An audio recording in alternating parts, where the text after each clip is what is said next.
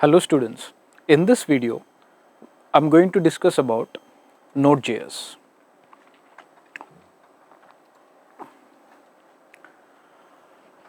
JavaScript has brought a great revolution in client-server interaction. Initially, like we discussed in the earlier classes, there used to be a client team and a server-side programming team. Before JavaScript, the client team used to work with HTML, CSS, and the server-side programming team, they used to work on the backend technologies using Java and other programming languages which were there. Now, since the inception of JavaScript, they wanted to use JavaScript for both client side and the server side. Okay, so in that process, they came up with a runtime called Node.Js. Node.js can be looked as an ecosystem in which there are multiple libraries using which we can create applications for both client side as well as server side. Okay, so here it is.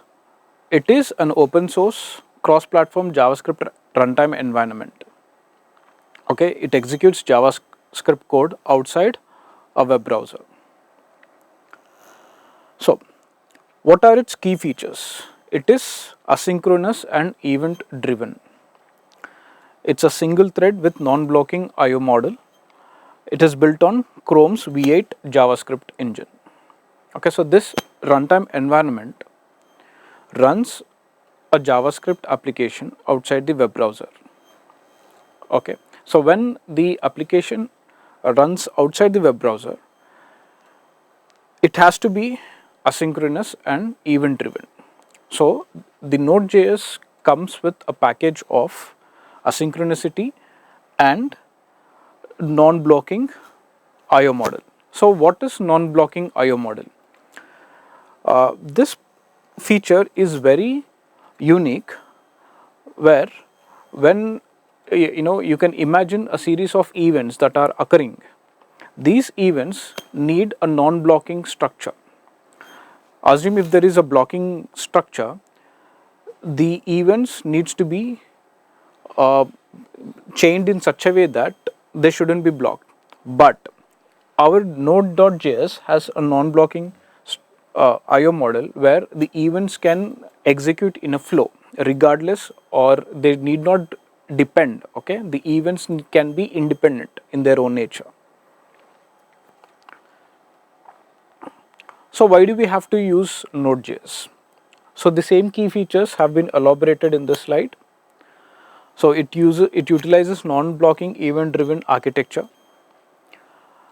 Okay, and JavaScript is everywhere nowadays. The JavaScript allows the developers to use for both client and server side. And community and ecosystem. The JavaScript community and ecosystem is rapidly expanding, introducing more new libraries. The JavaScript has opened its wings and it has welcomed all kinds of libraries and APIs that can be used to develop more and more advanced applications. Okay, and the main credit goes to the open source community. And a great tool Node.js has is the Node Package Manager. We will talk about NPM in the coming slides. So the core components of Node.js. Let's start with NPM. NPM, which is Node Package Manager, the largest ecosystem of open source libraries that supercharge Node.js applications. So NPM is like a manager of the largest ecosystem of Node.js. Okay, you can imagine in Node.js like a forest, and you can refer NPM to a lion that rules and governs the forest. Okay, so NPM basically governs the Node.js ecosystem. In the coming classes, we will see more about the NPM uses and its characteristics. So event loop. It facilitates asynchronous operations, helping Node.js from perform non-blocking tasks. So, uh, event loop. We have seen event loop in the previous classes also. So, when there are a chain of events that needs to be occurred, now the events have to occur asynchronously, though they are in a linear fashion. Okay, though they are in a linear array, these events they shouldn't depend on the previous or the next event. They have to execute or they have to run asynchronously. So that nature is that is a key nature of Node.js. Then we have modules. Okay, what are the modules in Node.js? We have core, local, and third-party modules like HTTP, Express.js, and FS. Express.js is another wonderful environment. It's a middleware environment which we will be talking in the coming classes.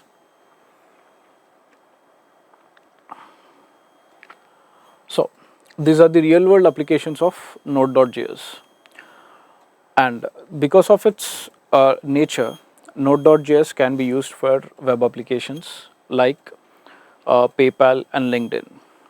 Okay, and we can build really fast, and we can build a scalable application using Node.js.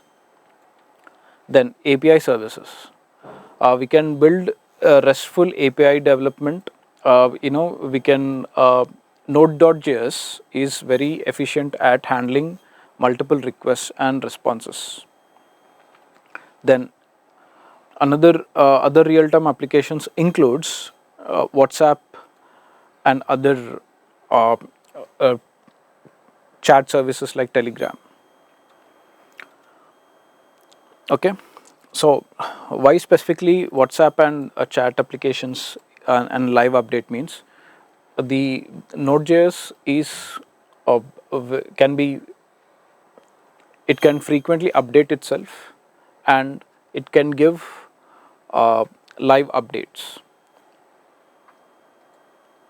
So let's look at a basic code that gives us a taste of Node.js. Okay, and one more very important aspect we need to discuss here is Node.js will cut down a lot of boilerplate code. Okay, we can write the code in a few lines more efficiently. Now, so where do we get Node.js? Node.js has its own official website from where we can download Node.js, and the current version is 20. It's a beta model. You can use that, or the most recommended version is 17. Okay, so if you look at this, you can by the first glance you can say it is JavaScript syntax. So all the technologies in MERN stack, that is MongoDB, Express, React, and Node.js, everything all are written in JavaScript. So by looking at this code, you get a feeling that we are trying to interact with a server.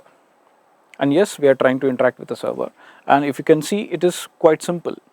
The first line, const http equals to require, is importing the node.js here to our application. And here we are defining the host name and its port number. So for this particular request that it's going to raise, the port number is 3000.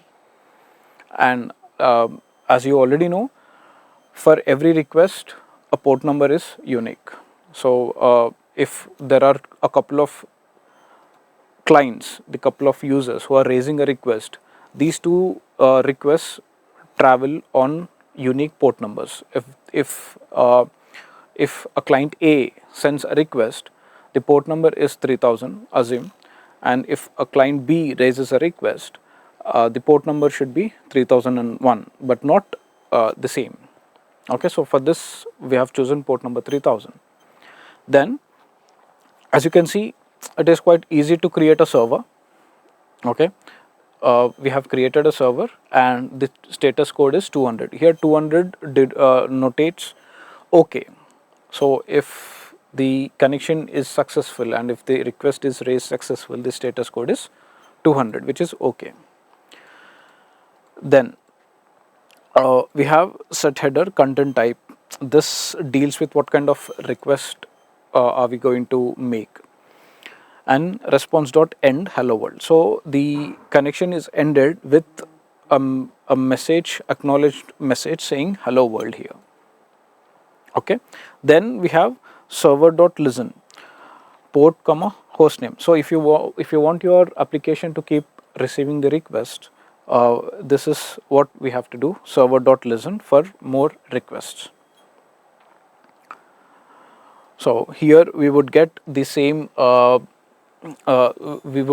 host name and the port number, saying that the server is running at so and so host name and corresponding port number. It's quite easy. Once we get the introduction to express.js, we would definitely work on an example, and there it would be more easy for you to understand how Node.js works. Thank you.